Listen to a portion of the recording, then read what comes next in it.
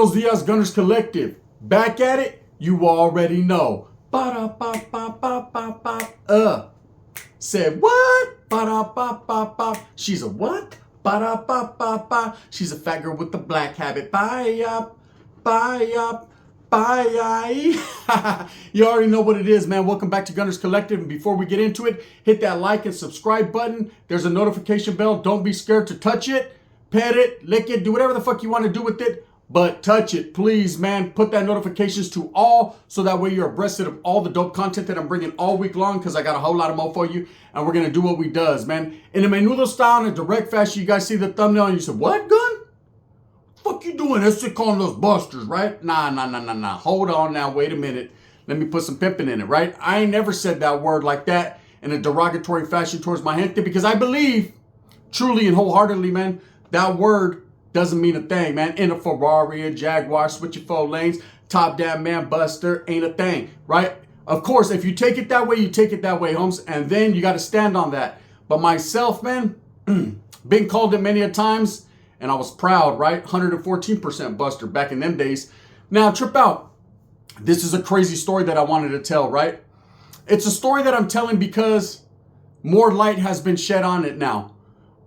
It's a story that I held close to my chest for a very, very long time. I kind of like skirted around it, didn't say too much about it. But now that more has shed light and that more has come upon this story, I could tell it a little bit, right? Because it's all actual and factual, true stories. So trip out on this. So for a while there, man, you know, when I was active and I was gangbanging, I got out the mix. I started to cupcake. I started to get my twinkleization on. Meaning I had met a woman and I decided that if for no other reason I was going to settle down and build the white picket fence and shit. You know what I mean? I was going to get my spider on. This is our land now. That's it, right? My neighborhood. I decided I was going to take a step back from the homies. Not in a dropout fashion, but as far as like, hey, I got to do my familia thing, help raise my daughter. Do what I have to do as a man. You know, take care of my priorities. And then the gangbanging's always going to be there. The Norte wasn't going anywhere, Holmes. I lived there. I breathed it every day. Sasuke, I was there. But I got a jale, got a job, right? See, just because you're a gang member doesn't mean you have to be out in the streets wiggling. Doesn't mean you have to be a D-boy or you have to be out there on the block every day representing. You can still be a righteous, good homeboy and take care of your family at the same time. See, these are things that they never tell you. Things you're not laced up with or it's instilled in you or enlightened to you. But I'm here to tell you, man, just because you're an active homeboy or you're righteously in the mix doesn't necessarily mean that you have to be out there on the block every day. Man, you can actually do good for yourself and stay true to yourself, not new to yourself, right? That's some knowledge you can't get in college. And I got laced up by a lot of homeboys that told me that, hey, Holmes, you know what I mean? Sasuke, you can't be acting a fool in the clubs and shit. Why don't you kick on back and do your thing? So I decided to run with that information, run with that knowledge that I didn't get in college, and I was gone, right? But I was still fucking with the homeboys righteously every once in a while. You know, homeboys come to my pad, drink a pisto, or kept me, you know, in the loop of what was going on because I was just a phone call away, Holmes. If we had to get active, then we had to get active, right? That's just what it was. So anyways, I got a job. And the trippy part of this job was there was a lot of good-ass homeboys that worked there. And I started to get into a position where I could help homeboys get jobs. And I felt that if for no other reason, if I should get some of these youngsters jobs, man, maybe that would stray them away from not necessarily the barrio or stray them away from the norte, but that would stray them into a good position in life to get that lowrider, eh? You know what I mean? So I was like, fuck it, let me help the homeboys out. And there was one young homeboy in particular, man, had a good head on his shoulders, was going through a program in high school. He was just about to graduate, but he was like, his flex capacitor was all fucked up. He was on the cusp, right? The cusp of graduating or maybe not. He was a little 17-year-old homeboy. And I took a liking to him because he was in a special program and they put him in my jale. There were certain things he could and couldn't do because he wasn't an adult. But hey, I got him in like Flynn with the boss, man. So hey, he started to elevate his status within this jale, man. He passed me up, eh? The Volta was doing great. He was doing fantastic. And I remember, man, he was one of them weekend warriors. The type of norteño that would be out there on the block, doing his thing on the weekends, Holmes, but taking care of his familia, his old lady, his kid that he had just had, doing all that on the weekdays. And I was proud of him. I was proud because he was a product of what I was teaching. Not only was I giving people education on what the Norte meant to them and how the homeboys would come together and canalismo and all that, because that's all I knew from a youngster, you know, being in YA and then graduating to county jails and prison. This was my one chance to give back to my community, to give back to the little homies. In a righteous fashion. You know, I wasn't pushing poison. I wasn't telling them to get away from gangs. I wasn't telling them the ins and outs of gang banging. I was basically telling them, hey, get a fucking job, eh? You know what I mean? Do good for yourself and for your family, and you'll be respected and appreciated more, even in the lights of the homies, because you always know there's that one homeboy that ain't got a job. So he worked at Jack in the Box once upon a time, a long time ago, and we utilized him for the cheese on the cheeseburger, right? And we'd be like, hey, homie, he gets clowned all the time. Hey, Sasuke, hamburglar, come here, eh? Sasuke, hey, I'll have 2 egg rolls and some fucking chili cheese fries. Bang, bang, right? That's the type of homeboy that was. And I felt for them people, you know, even though I clowned too. But I still felt for him like, damn, homes. The only thing this Vato knows how to do is cook teriyaki bowls and fucking double cheeseburgers. But I couldn't be mad at him for working, you know. In the long run and in the grand scheme of things, after I thought about it, shit, at least he had a job at that time. You know what I was doing? Let me look around. Make sure there's no Fed. I was selling dope, man. You know what I mean? I was getting my crackalization on. Orderly, you want a yak? Smoke that. You know the recipe. Blacken it, burn it, out the mouth, and there you go. Wah. Stuck status. Orderly, those in the Central Valley know what a yak is. We'll get to that later on in part 2 of what I got going on. So now, you know the recipe. Most of you. So now, this young homeboy was coming to work every day, and he was building his status within work, meaning he was elevating, you know. He went from inside the shop to going out there being a journeyman to getting prevailing wages. For those of you that don't know, within a union setting, man, that's nice money. He was making like $45 an hour. The kid was doing great, man. Mobbing a brand new whip, had the nicest whip out. I mean, when he pulled up in that motherfucker, looked like a spaceship. I said, great Scots, Marty. You came in that motherfucking DeLorean. That vato didn't pull up like this. He pulled up like this. You know what I mean? Parked him in his spot. And he felt good about himself. He turned 18 years old, so now he was an adult. So they gave him a little bit more. They gave him the llaves, right? Go ahead, go do your thing. And I was proud, eh? Proud that norteño was working. But not everything is what it seems to be, right? When you're trying to balance two things in your life, man, sometimes the greater good isn't always the best thing for you. Sometimes you make wrong decisions and wrong choices. Well, here's a story about that wrong decision and that wrong choice that ultimately has affected the homeboy nowadays. It's a cold game, right? So one day, I'm chilling at work. I get there early, drinking my little bit of fucking, you know what I mean, wake up juice. And the homie comes in. He's all sweaty and tired, and he looks all agitated. I'm like, what's up, bro? You good? Are you on a good one or what? You got that shit? Come on, bro. Don't be smoking caca around here, right? We don't do that. You know what I mean? You got some? Because the homie's looking, right? He's like, nah.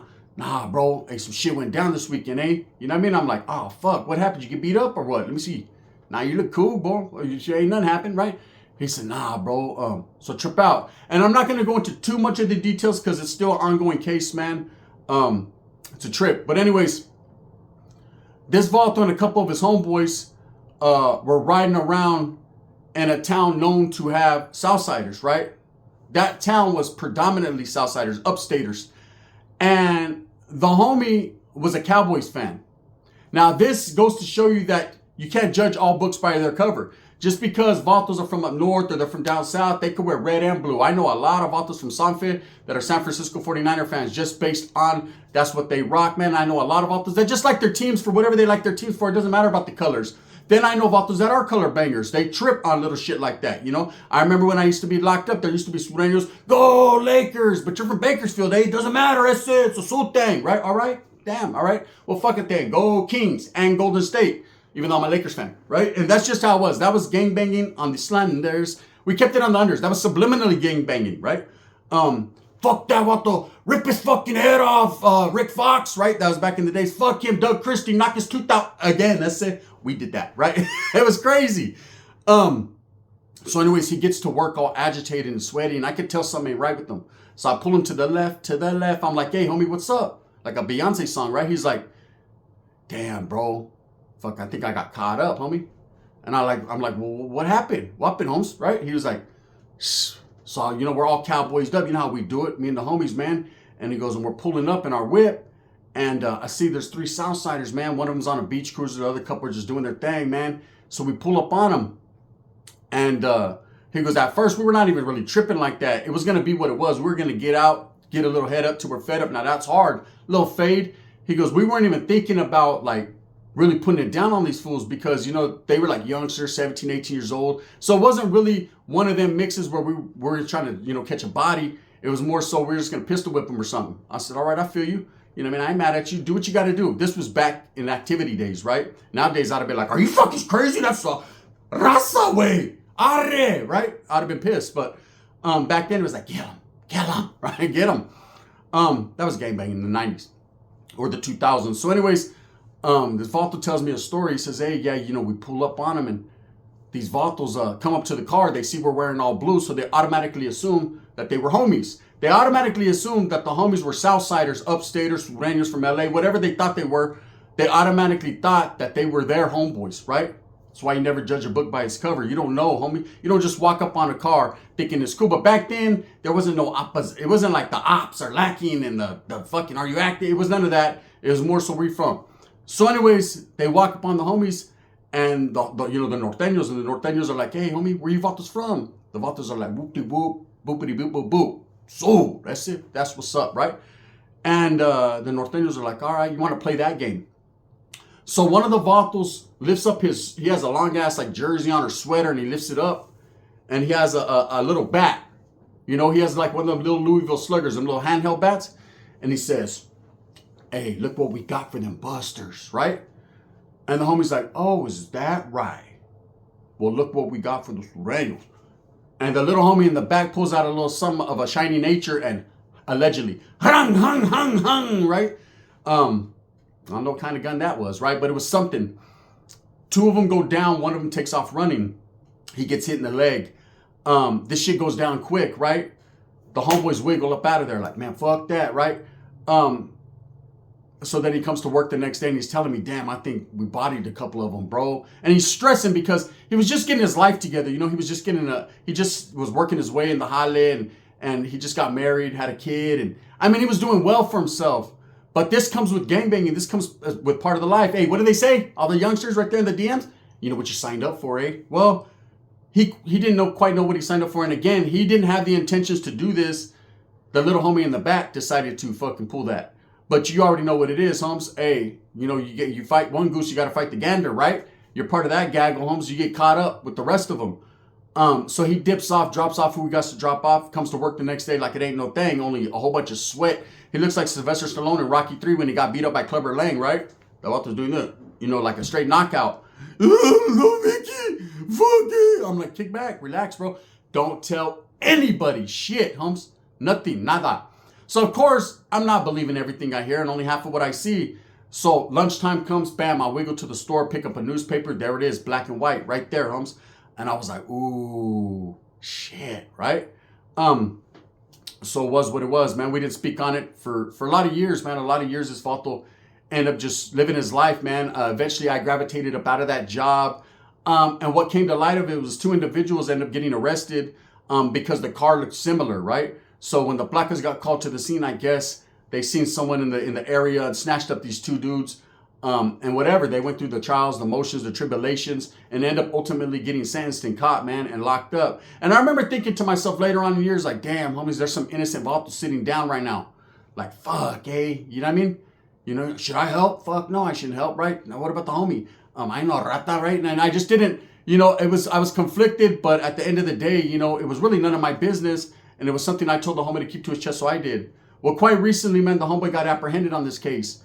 And it was a fucking sorry situation, man. You know, what happened was one of the guys that was actually in the back with the hand cannon actually got caught up on a whole nother case, man, and decided that if for no other reason, he was going to cut himself the dealio, right? And he cut himself the dealio and dealt the homie to him.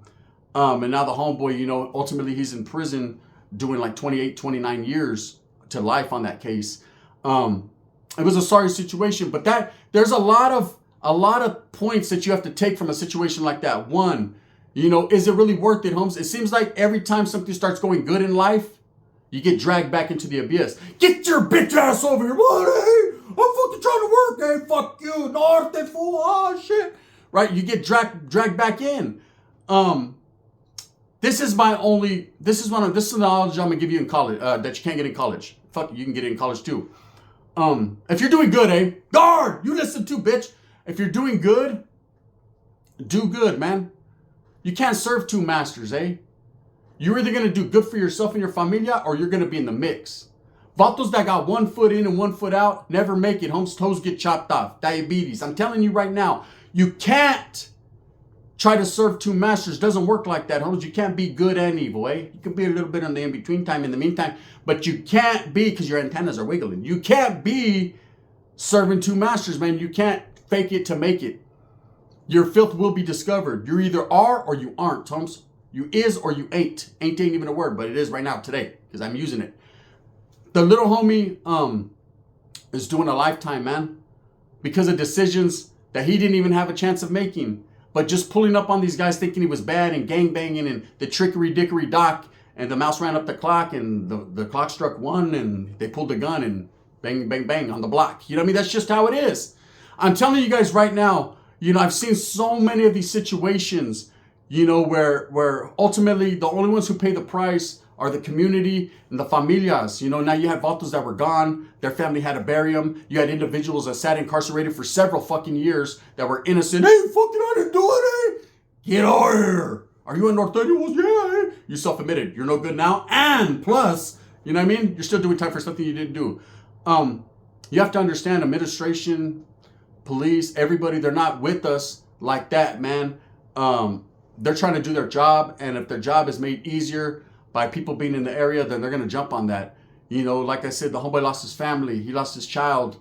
He lost everything that he earned and worked hard for. You know, I would see this guy, the brightest smile I ever seen on his face is not when he put a red paño on, but the brightest smile on his face is when the fucking boss came out and said, hey, homie, you did a good job, eh? He was like, fucking for real, eh? He said, this guy didn't even know how to do it. The homeboy gun taught me. And I was in that motherfucker like, OG status, teaching motherfuckers.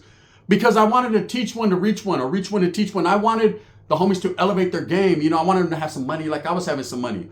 Not quite as much, but, you know what I mean, catch up with a tomato in your back pocket. It's just what it was. And ultimately, he succumbed to the demons of the streets. The streets ain't no joke, gente. The streets are for those that are cut out for it. Like a tirada. She's for the streets, not of the streets. Well, she might have been born in the street. I don't know. But I'm just saying, at the same time, man, not everyone knows how to live that element of life. Or maybe they do, homes.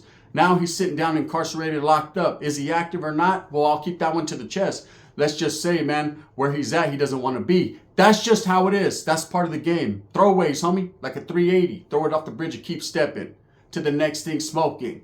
Me and the boy from Merced, homie, went back to Oakland. We was only gone for a month. Now I'm back, bitch. Nothing but some gangsters. We ready for some gangster shit. And that's just how it was back in the days. You know what it is. Anyways, we got something for you busters, man. And ultimately, these guys paid the price with their life. You know, one of them, he doesn't have a hop along Cassidy rack. He just hops along now. The other two are gone. And in this case, man, 1, 2, 3 individuals caught up. 2 are gone. 1 hop, skips, and he jumps. It's just a bad situation all the way around. For what? For what? To look cool?